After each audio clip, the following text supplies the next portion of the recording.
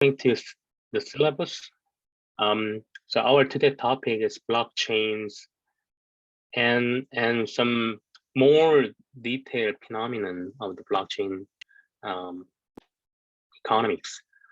So on the first day, as we learn, we talk about what is the fundamental understanding on the mechanism of blockchains. And now we will go through what is the more applicable business phenomenon by utilizing blockchain technology. All right, so are you ready? Okay. So when we discuss about blockchain, we talk about decentralized networks, right? So decentralized means that each participant in the network will share some shared ledger, right? So decentralized means that the location or responsibility of the controlling will be quite a different to centralized network. So centralized network, maybe you can imagine the traditional financial institution where they have their centralized storage for customer profile and each customer transaction level. But in a blockchain economies, there's a big assumption that decentralized network is the foundation of the blockchain economy. All right. And so you can think that, back in the day, there's some decentralized network looks like. So have you heard about Byzantine, civilization? So in the Rome, so there's the big city name is Byzantine, and the Byzantine, they have own castle, so protected by really big wall, and their biggest, the concerning for winning the battle is protecting their castle, right? And as you can see, with a different color, right? So they may have different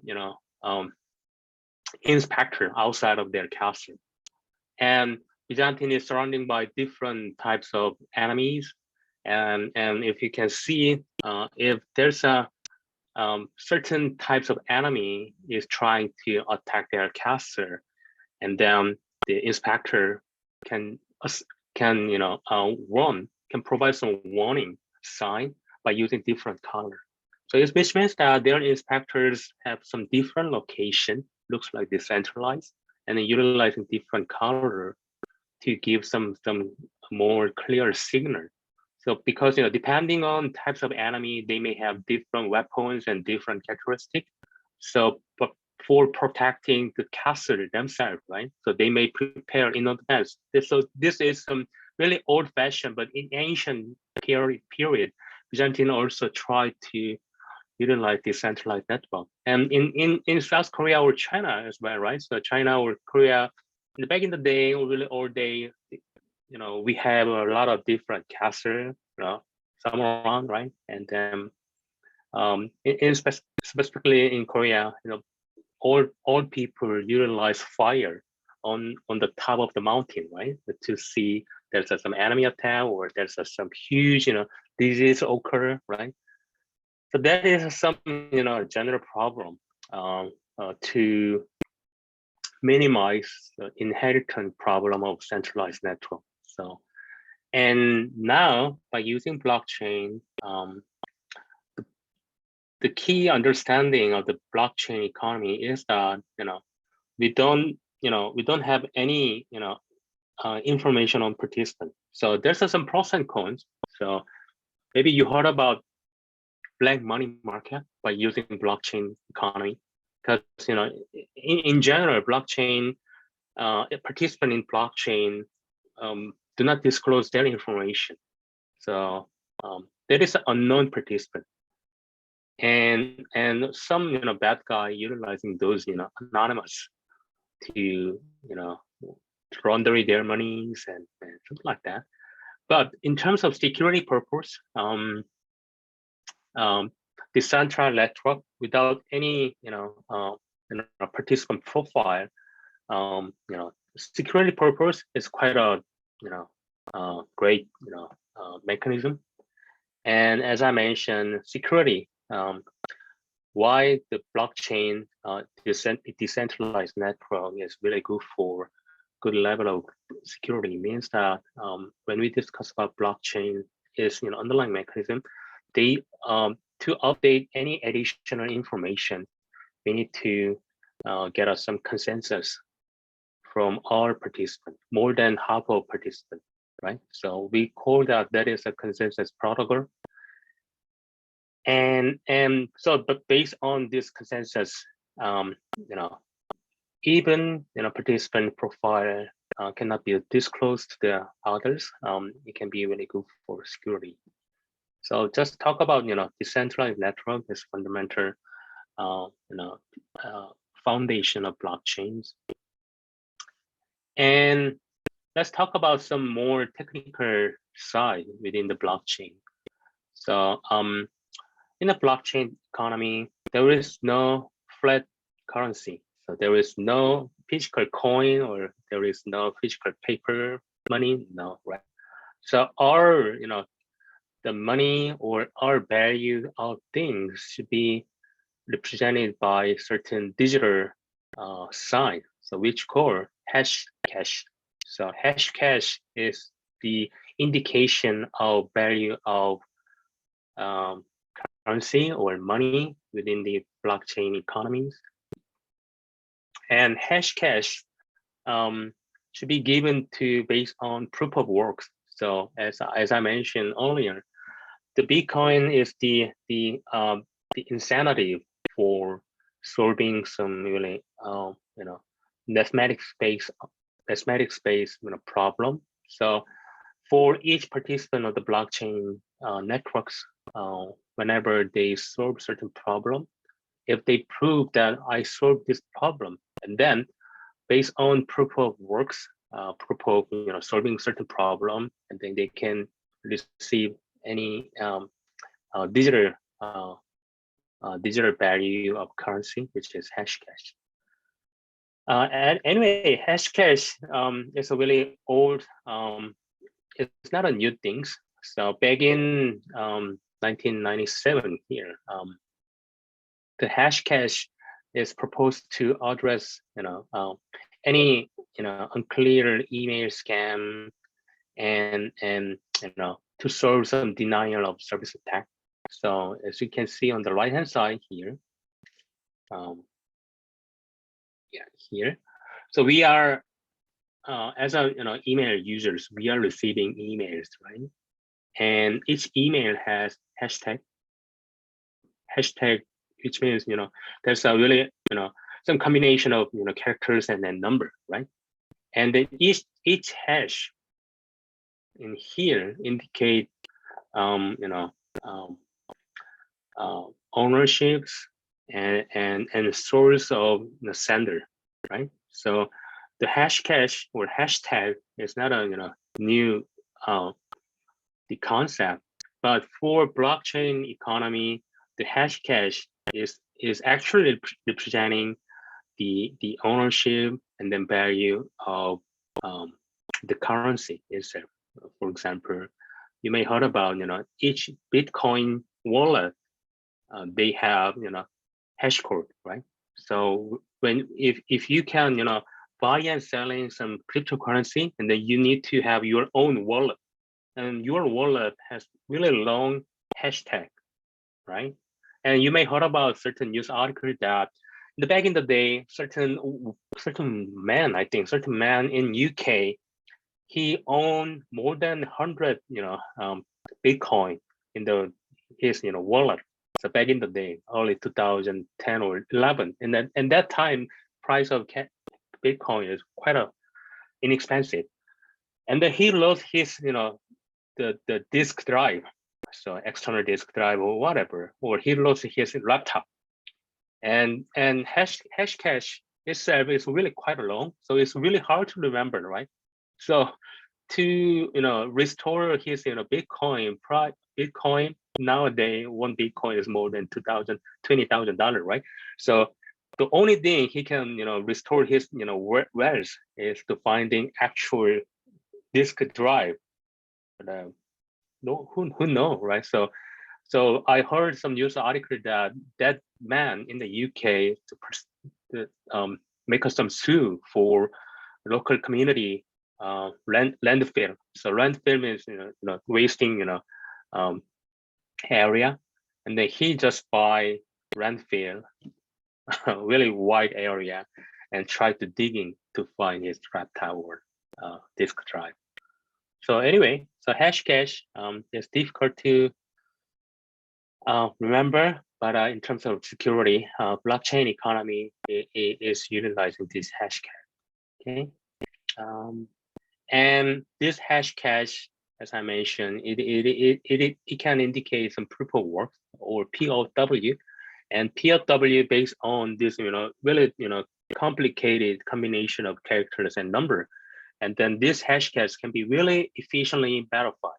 So if, for example, in here starting EAA83 something like that, and for example, it has more than 20 characters and then number. And then even one character or one number is different, and it's totally different hash cache, right? So it's quite efficient, right?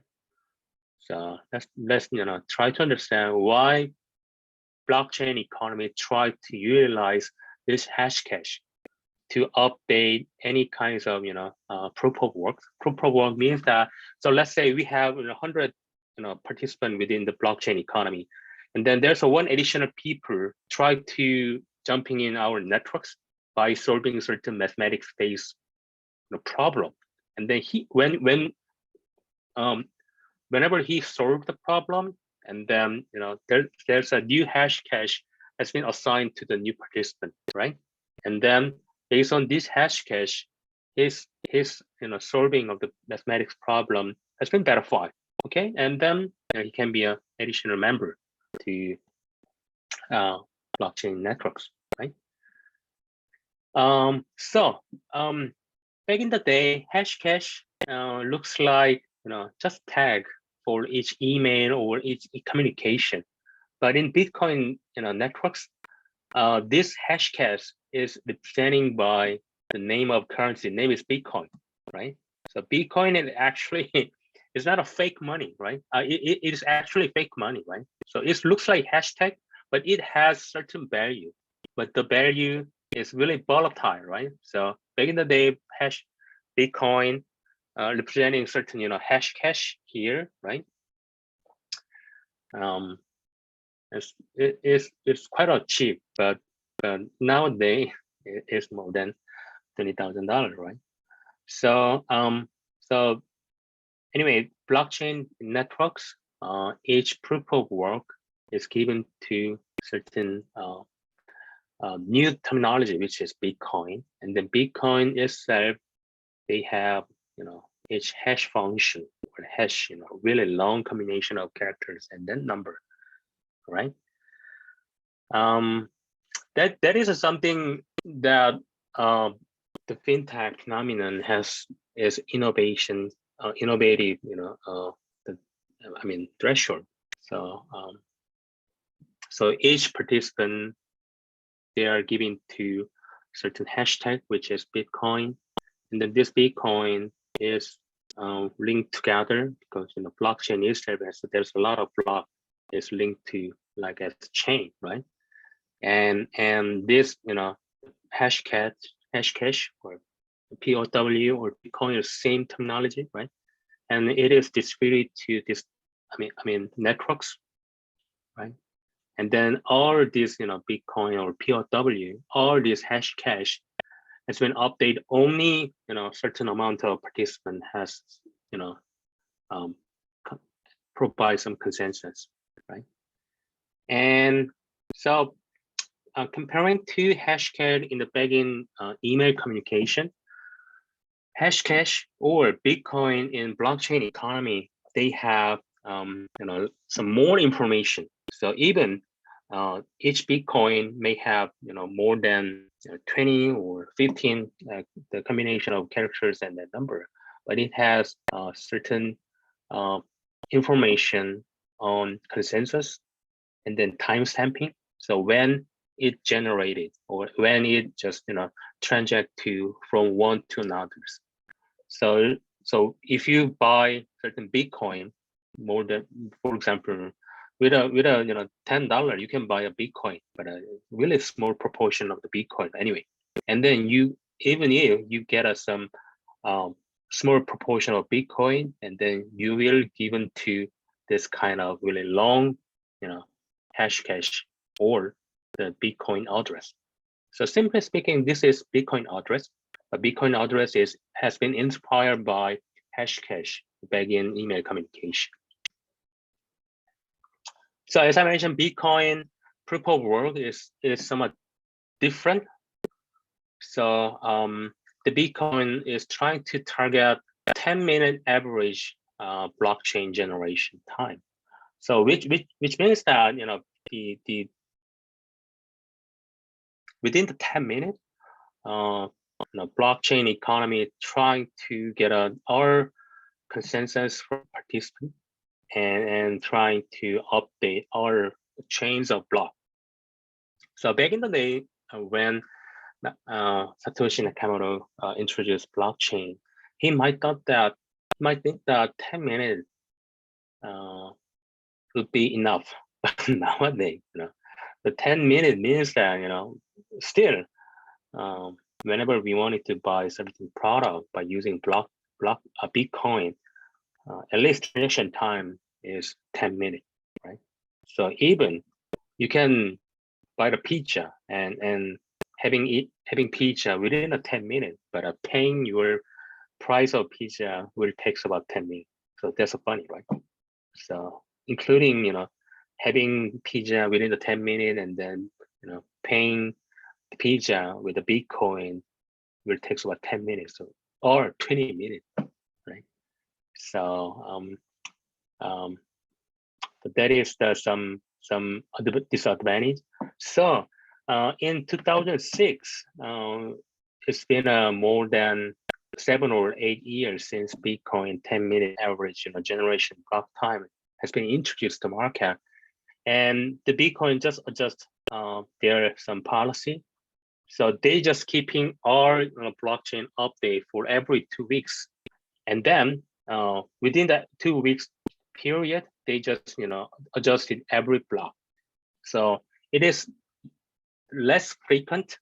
The less frequent update across all blockchain means that at least for each transaction, the transaction speed can be increased, because for each transaction from the 2006, they didn't update it simultaneously. So they just record some transaction, and for every 2 weeks they adjusted entire blockchain.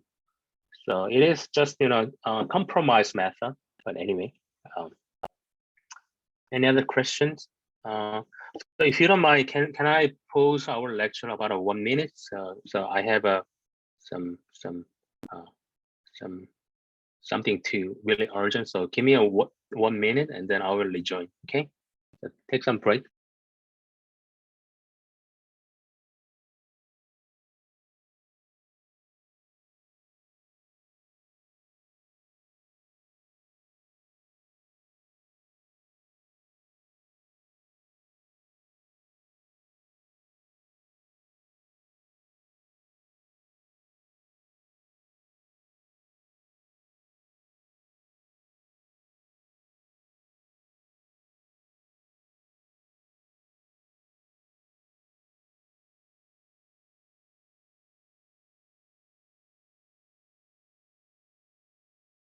All right, I'm back.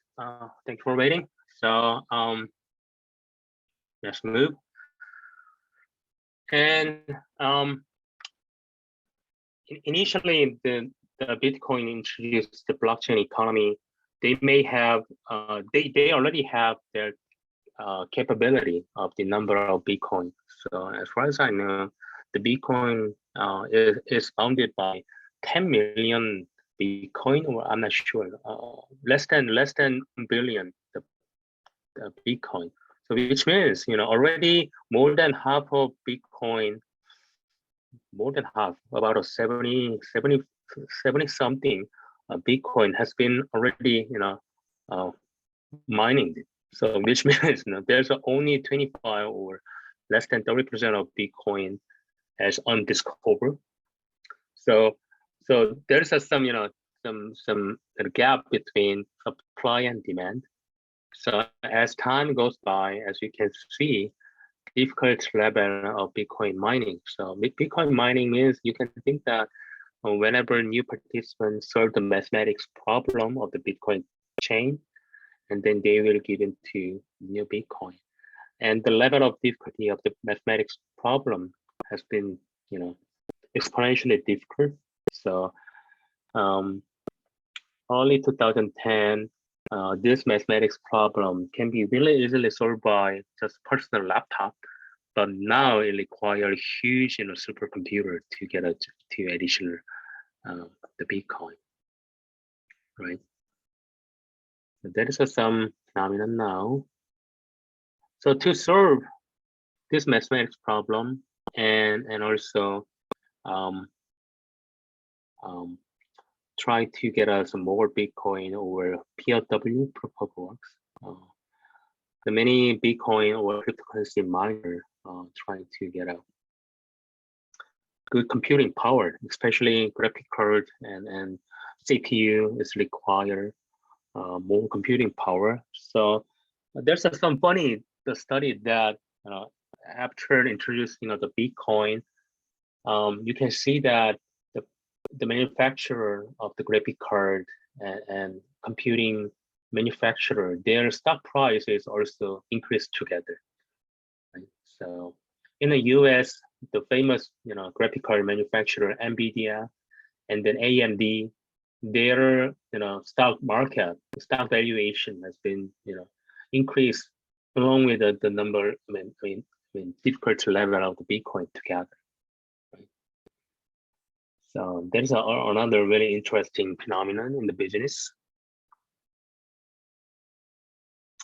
And this is just model-free evidence. So Bitcoin mining difficulty is increased, and also total hash rate. So hash rate means the estimate number of the hash per second in the Bitcoin network is increasing together, which means that total hash rate is increased, meaning that there's a lot of transactions occur along with the Bitcoin mining difficulty, right? So in a certain point of the time, many participants try to having some transaction and trying to solve certain mathematics problem, and then it can increase hash rate. So there's a lot of hash rate means that there's many attempts to solving this problem, right? There's some phenomenons. So and also you may heard about current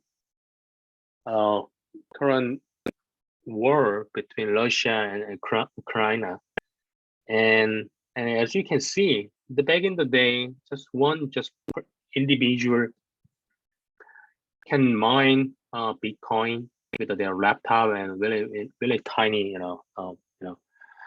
computing power, but it's been a change, right? And then as you can see, it requires huge computing power as well as energy, right? And each country may have different energy pricing. And then I heard that Ukraine it has some nuclear the plant in their country, and then their energy price is quite cheap. But now the Russia attacked Ukraine, and then many Bitcoin or cryptocurrency miner lost their opportunity, right? So there's some phenomenon at the moment. Of course, a few years back, still many Chinese guys try to mine the cryptocurrency. And then now, as far as I know, the China government is have a really put the huge regulation on the Bitcoin and the blockchain economy. So which is some another challenge for Bitcoin participants in the networks. So so this is some overtime trends of hash rate. So as you can see, still maybe you need to focus on this most darkest color, unknown. So unknown means this individual participant. So there's some indication, the BTC.com or surplus pool or the pool in. This is really big player in the market. But unknown means just private investor, right? So private investor, their participant proportion of the market, it looks like here, right? So still until 2022, for example, last year, still many private Bitcoin investor or Bitcoin participant is more than 30% of entire market. So which means still many individual participants is using blockchain economy, and about 60 or more than half of market is occupied by some big player like here. So BTC.com is official website. So if you have any proportion of Bitcoin and then your wallet is registered in BTC.com. So this is the biggest Bitcoin official website. So anyway, so as I mentioned, Bitcoin miner, in the back in the day, they are trying to provide their proof of work and then receive Bitcoin. But nowadays, it's kind of really difficult to mine additional Bitcoin. So still many, as I show you, many individuals just buy and sell. I mean, make some transaction from digital exchange platform like Coinbase or in Korea, the Bitsum or Upbit, like that. So miner or for miner. So what is the mining? So mining means, as I mentioned several times, it is like solving mathematics problem, or in other words, the mining is same phenomenon that searching for magic number. Right? So for searching for magic number means there's a lot of difficult mathematics problem, and then if they find certain magic number, and then they are good to go to give us some proof of works, right? But anyway, why mining is necessary? So this is really a fundamental question in the blockchain economy too. So in layperson perspective, we are just having some transaction, buying and selling cryptocurrency through the digital exchange platform. But still, there's so many Bitcoin miner out there. So why they are mining? Well, we can rethink about what is the fundamental the mechanism of the blockchain, which is consensus, right? So consensus means that even new participant trying to jumping in current network system by solving mathematics problem or searching for magic number, and then it is quite a difficult in current era. But to give him certain Bitcoin as proof of works, which means the trust.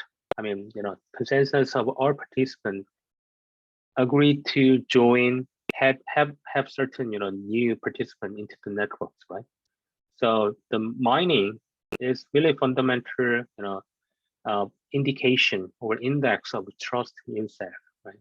So embracing new member into our networks, meaning that the new participant solved this problem, even though the problem is really difficult to solve, but we are already to join you, right? And then we are building more bigger community because more than half of our participants are already to have you in their networks, right? Bitcoin miner, in other perspective, it is good for maintaining trust. So trust is, another word, trust might be security level, right? So we have million people in the Bitcoin networks, blockchain network. And of course, having additional people into the network is require huge effort, right? So more than half of a million people provides consensus. We are good to go to have an additional participant, right? Because we are all provide really good trust for the new members. And this new member put a lot of effort. Okay, we are appreciate that fact, right? So trust wire network, in other words, which is really high level of security networks, right?